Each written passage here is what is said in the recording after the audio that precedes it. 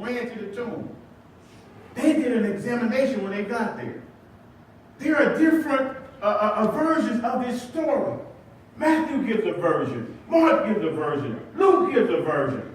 There are not, one doesn't supersede the other.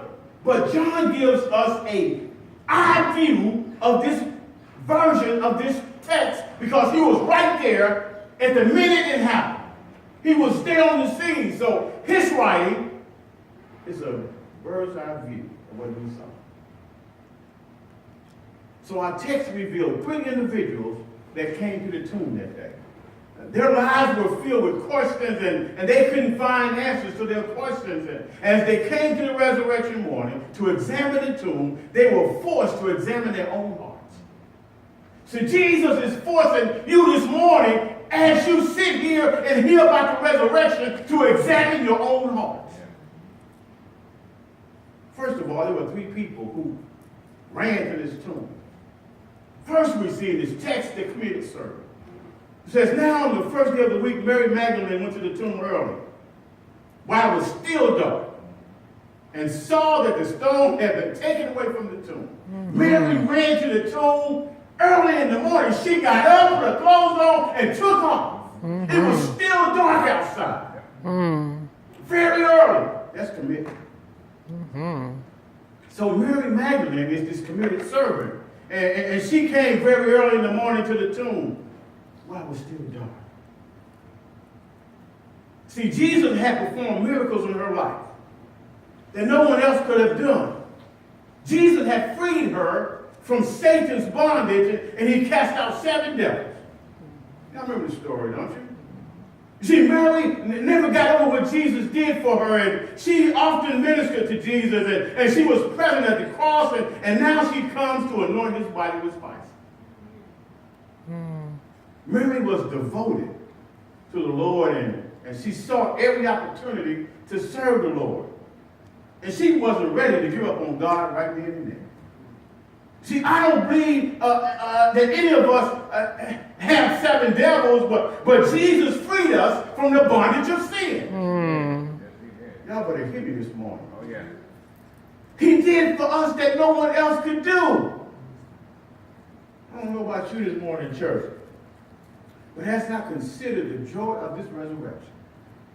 I'm challenged to be reminded about being committed to God. Committed to God. Committed to God. Not committed to the church, but committed to Jesus Christ. If you are committed to Jesus Christ, don't worry about it. You'll do the things of the church. Amen. Amen. The work of the ministry.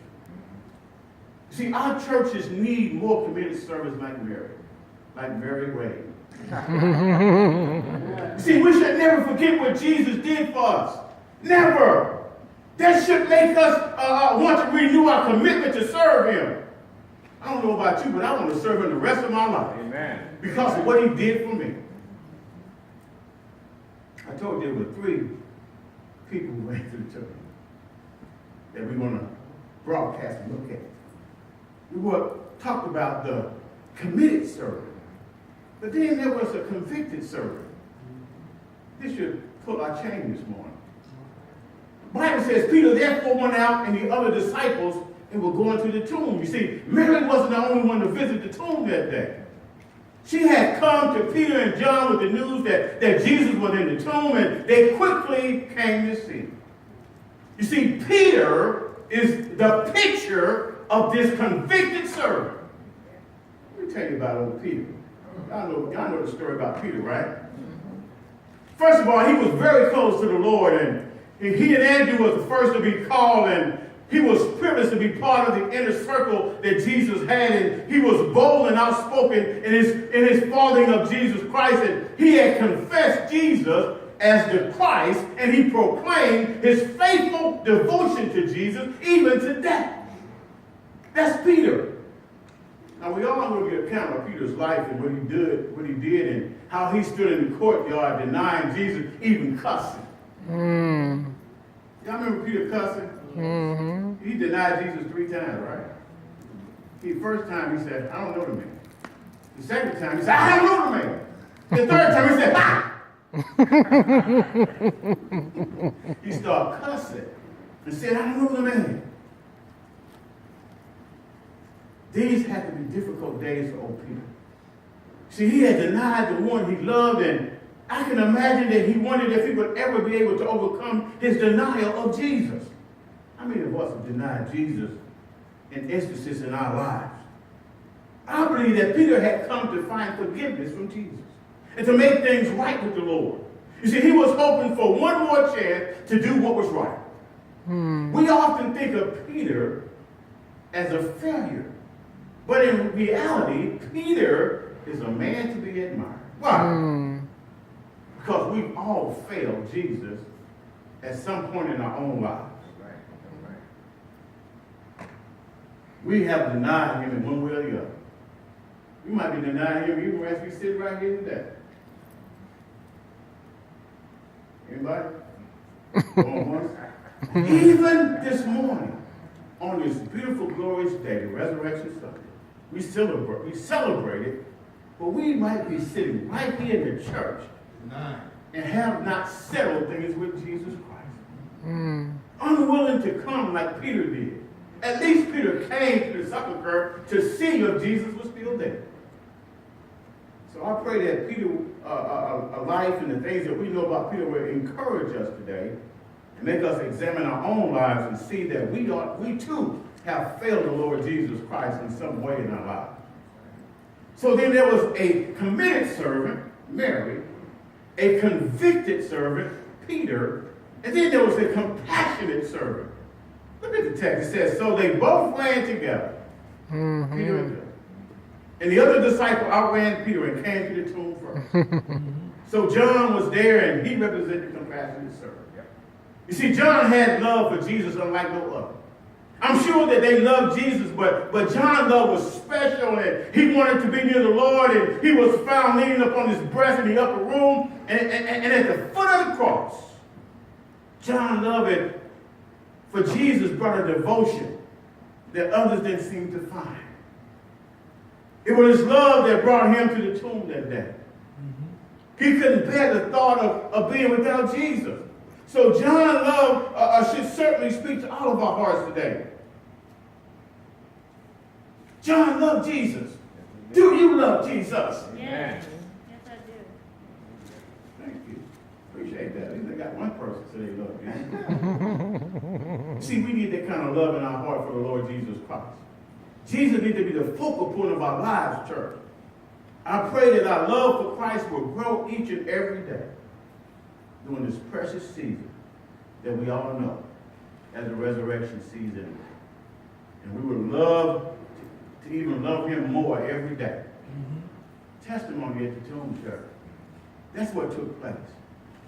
So then we see the examination of the tomb. All the disciples came and they examined what was taking place at the tomb.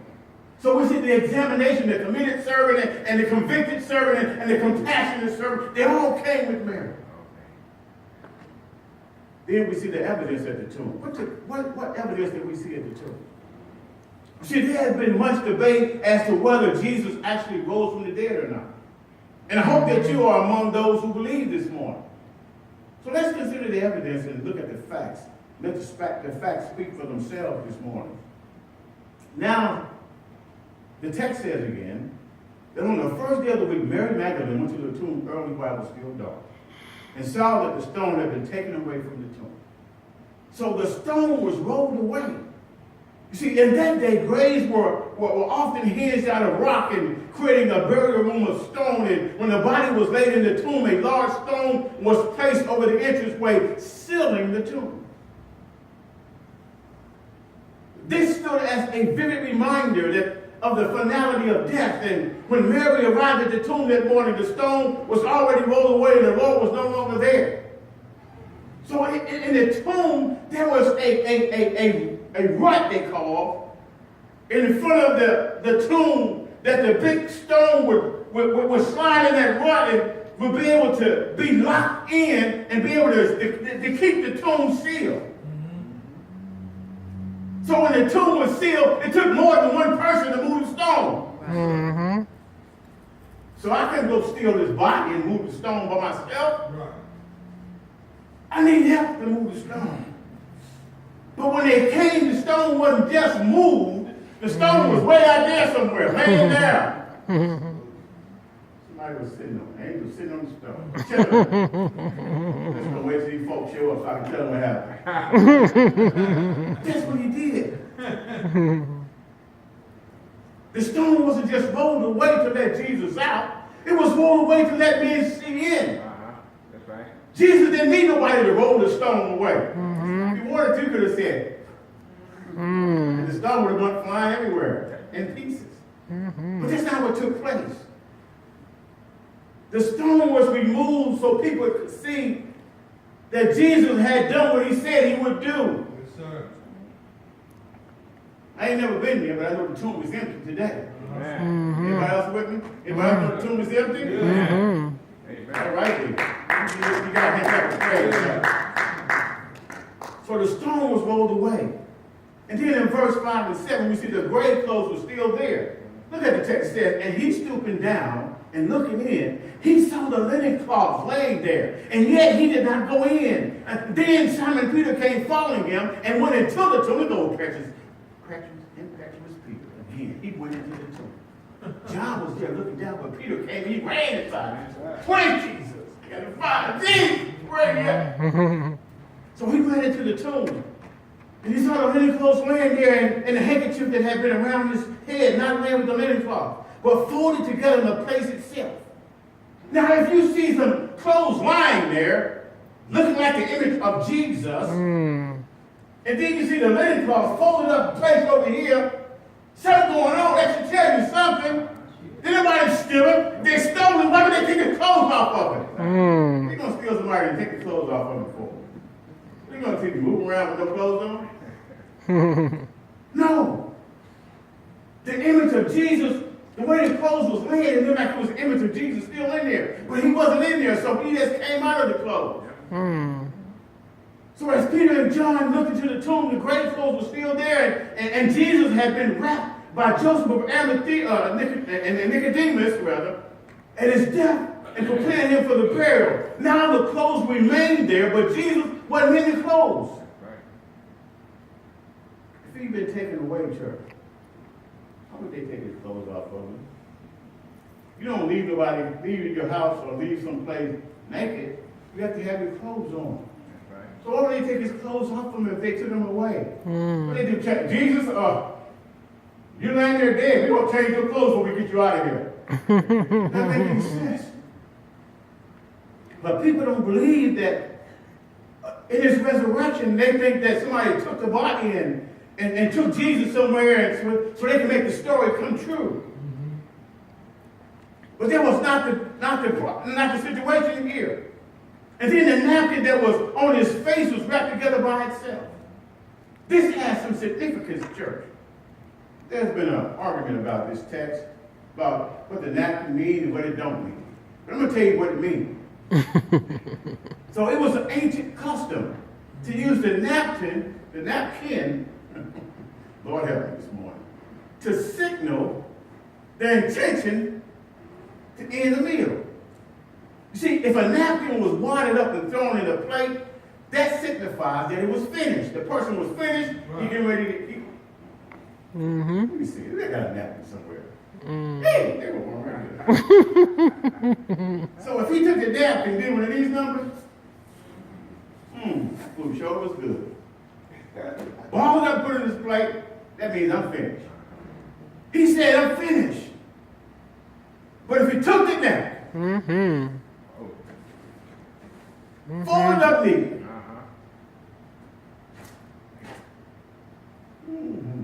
yes.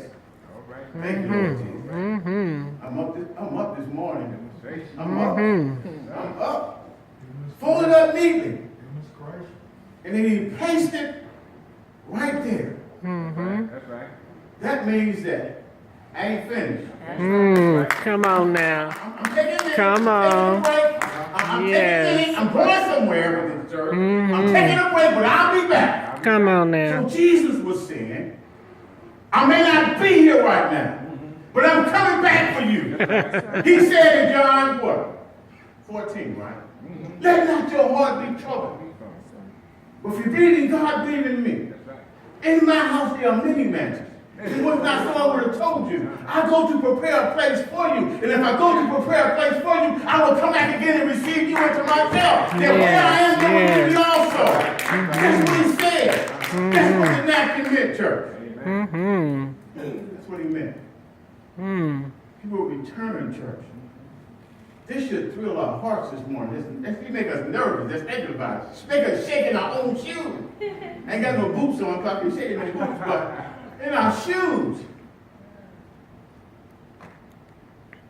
So the stone was removed, and the grave clothes still there. And then the angels rejoiced. Look at 12, verse 12 and 13. I told you they don't keep you long. Verse 12 and 13. Then you want to go home and cook and eat and all that. But he says in verse 12, and she saw two angels in white sitting, one at the head and the other at the feet, where the body of Jesus had lain. Then they said to her, woman, why are you weeping? She said to them, because they have taken away my Lord. I don't know where they have laid him. As Mary looked into the tomb, she saw the two angels. They asked her, why was she weeping?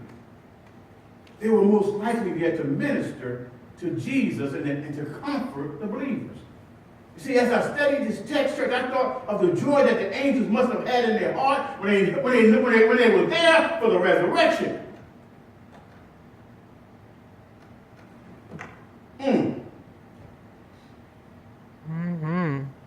This was the day that the angels longed to see. You see, because they had missed that Jesus was there in heaven with them. They missed Jesus. Because Jesus wrapped himself up in flesh and came down here to go through what he went through for us. So the angels missed him. And when they saw that he was being resurrected, they were excited about what they saw. And we should be excited about this day. Not because we're going to go to bed, not because we're going home and have a good Easter meal, but because of the resurrection. So they were happy. They were excited. I can't get over what they said here.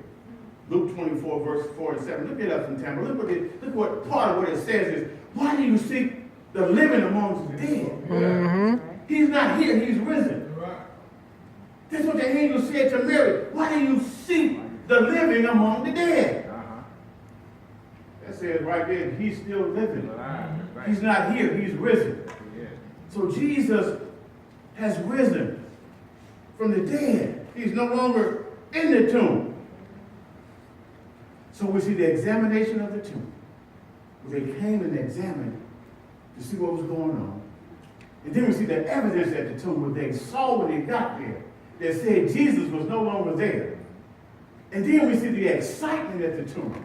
You see, Mary soon realized that there was no need for sorrowing because all that Jesus had promised, he had fulfilled. Yeah, that's right. So there's no need to be sorrowful today. Because all that Jesus had promised, he fulfilled on a hill called Calvary. Yes, he did.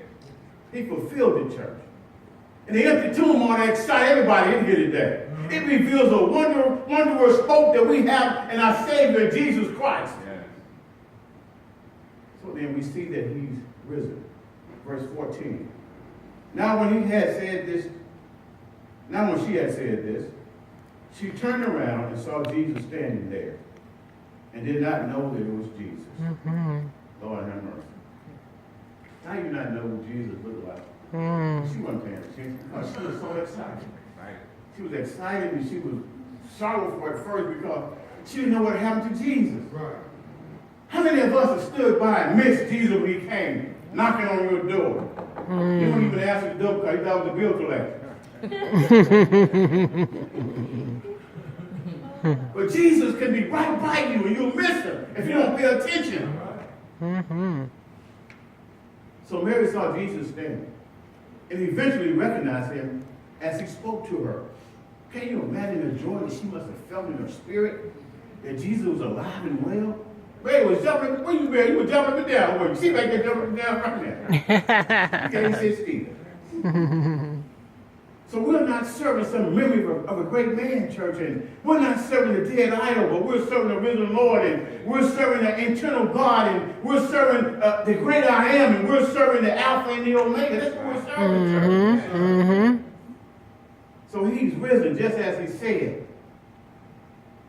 We have hope because he lives today. Mm-hmm. We can rejoice in our soul because Jesus has forever defeated death. He's forever defeated hell. He's forever defeated the grave. And we can live because he lives. Mm-hmm. Because he lives. Mm-hmm. Because he lives. Mm-hmm. Because he lives. Mm-hmm. I'm going to say the rest of it. I'm saying because he lives. You're going to say the rest of it. What do you call that part they say you're supposed to say? The rest of it? Okay, the rest of it. So Jesus had risen. And then not only has he risen, but he redeemed us in the process. Look at verse 17 what he says. I hope y'all connecting this thing this morning. Mm-hmm. Jesus said to her, don't claim to me, for I have not yet ascended to my Father. But go to my brethren and say to them, I am ascending to my Father. Oh my God. Mm-hmm. Listen. Y'all, did y'all see that? Mm. Y'all didn't see that in the text. Please look at the text. Anybody look at the text and get it? Let me read it again. He says, Jesus said to her, do not cling to me, for I have not yet ascended to my Father, but go to my brethren and say to them that I am ascending to my Father and your Father, my God and your God. That's right. Mm-hmm. That's it. What more y'all want this morning? I can do the benediction. We can go home right now, right? This morning, that's not what we're going to do. You see, Jesus wanted Mary to go to the disciples and to tell them what she had saw, and he was preparing to ascend to his Father and to his God, and also to her Father and her God. Do you realize what Jesus said? We have been accepted in the family of God. Remember that song we sang, the family of God? We have been accepted in the family of God because Jesus said that he's going to his Father and our Father and his God and our God. So we are part of this family that he's talking about. Right. That's right. Mm-hmm. Y'all ain't shouting, y'all ain't jumping around, y'all ain't doing nothing. So I guess y'all See, the sin that separates from the Lord has been atoned for. Jesus paid for this sin. And man no longer has to stand condemned before God. We don't have to stand condemned before God anymore. There's therefore no condemnation to those who are in Christ Jesus. Yes. The Bible says that. Mm-hmm.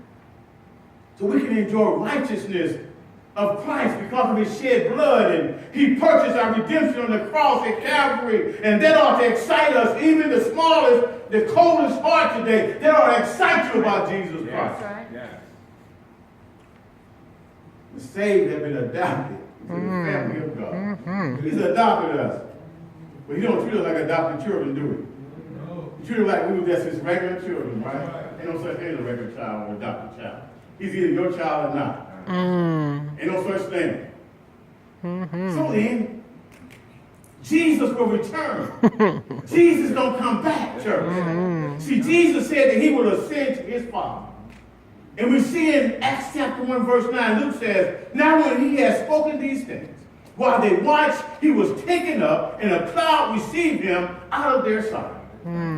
So while they watched, he was taken up. The angels watching, they were excited because they know when they left them down here, they were going up there, and they were going to be with Jesus. This is why they were excited, and they wanted the people that they told to be excited also. Amen. He's no longer present with us, church, but he's coming back again. Remember the promise he made? I told you earlier in John chapter 14, verse 1, 2, and 3. So he go to prepare a place for us. He's going to come back and receive us. That's what he's going to do for us, church. So we can rejoice this morning knowing that Jesus had conquered sin. And we can rejoice this morning knowing that Jesus had conquered death. We can rejoice this morning knowing that Jesus had conquered the grave. We can rejoice this morning knowing that Jesus had conquered Satan. We can rejoice this morning knowing that Jesus is alive and he sits at the right hand of the Father. And we can rejoice this morning knowing that Jesus had prepared a place for us. We can rejoice this morning knowing that Jesus is alive.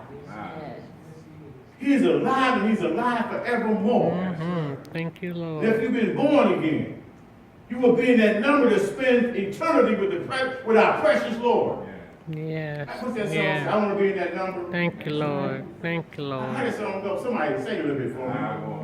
to be in that number. No, Lord. When the saints go marching in, that's it right there. So when we go marching in, I want to be in that number. You are in that number if you're a child of God. Yes. You are in that Yes. number. Yes. So he's going to return again and receive us to himself. Mm-hmm. So as I close this morning, I might be about 10 closing, right? Like 4 or 5 something. So he is risen, church. And there's a testimony going on at the tomb this morning. He's risen this morning, and the tomb is empty. You see, by the way, all religious systems in the world are bothered by this empty tomb. Here's my favorite part. Y'all done heard this before. See, you can travel to China and find a tomb of Buddha, and it's going to say occupied over the door. Mm-hmm. You can travel to the Middle East and find a tomb of Muhammad, Mm-hmm. and it will say occupied over the door. Mm-hmm. You can travel to Russia and look at the body of Lenin in a glass coffin, and it will say occupied. Yes. But Yes. if you travel to Palestine and you go into an old tomb hinged out of an old rock, the tomb where they laid the body of Jesus Christ, Yes, what does the sign on the door yes, say? come on now. The sign Yes, says vacant. yes, The sign yes. says vacant. He's no longer there. He's Thank vacant. you, Lord. He's Yes. vacant. And you ought to be excited Thank you, Lord. this morning Yes, for the power of yes, God in your yes. life, and the power Yes, of God to yes. raise his child Thank up. you, Lord. Yes. There's one Savior, Mm-hmm. and his name is Jesus. Yes. There's one way to heaven, and his name is Jesus. Mm-hmm. There's one way to be the child that God has called you to be. That's to let Jesus take hold of you this morning. Mm-hmm. Let him take hold of you. Yeah. Don't be shy. Don't be afraid. Don't be scared. Mm-hmm. There's one way. And there's only one who descended into the depths of death. The depths of hell. And became the victor over death, the hell, and the grave. And his name is Jesus. Yes. Thank you, Lord. There's only one that can set you free. Mm-hmm. To take the shackles off your feet. Allow you to live a life that's pleasing to him. His name is Jesus. If you don't know Jesus today, you can't get to know this man named Jesus who walked on earth. I mean, he walked down here. He wasn't walking up there. He was walking down here. He wrapped himself up in flesh and came down for us. Y'all remember when he was walking with the carrying his own cross? He could barely walk, and they were beating on him, they were spitting on him, they were talking about him and laughing at him and everything. They treated him so bad. And if he wanted to, he could have just struck them all down if he wanted to. But he humbled himself, even to the death on the cross, church. Ain't nobody like Jesus. Nobody. No matter where you go, no matter what you do, no matter what kind of friends you get, you will never find another person like Jesus. I love you, but I ain't going to the cross for you. Jesus loved you, but he did. Went to the grave. And he got up. All power in heaven and earth in his hand. And he always at the tomb to hear the testimony, to see the testimony of Jesus. Yes. Testimony at the tomb. Get the Lord a hand clap for me.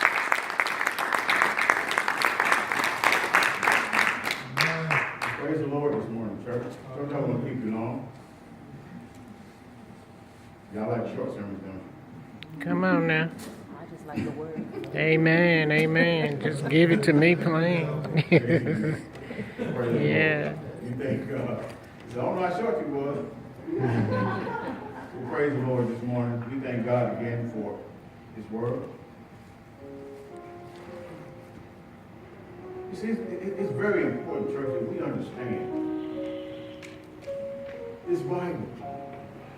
You see, I have said this so many times since I've been here at this church. This book of the law book. This is what we need to make sure that we're living the kind of life that we need to live. This is going to help us be the people that God has called us to be. This book. My wife and I were talking the other day about something that the car was doing. My wife been telling me ever since we got the car she was going to read the book. She ain't read the book yet. We want to know why the car doing this.